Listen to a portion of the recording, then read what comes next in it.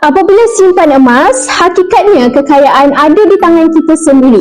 Walaupun apa yang berlaku pada ekonomi ataupun politik semasa, selagi kita memiliki emas, kekayaan itu berada di tangan kita.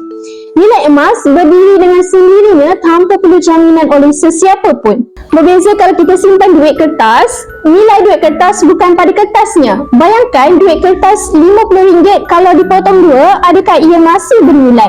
Jawapannya tidak.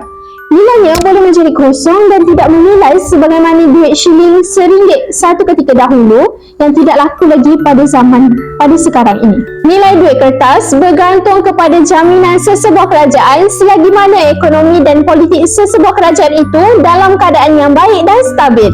Jadi, sebagaimana kita menyimpan duit, hakikatnya kekayaan kita sebenarnya tidak berada di tangan kita.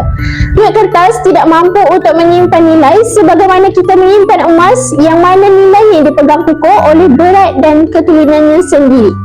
Bagi tuan-puan yang berminat untuk adakan simpanan emas, tuan-puan boleh rujuk di video saya untuk 5 langkah daftar akaun Public Gold dan saya akan bimbing tuan-puan dalam cara dan langkah-langkah simpanan emas yang terbaik untuk tuan-puan.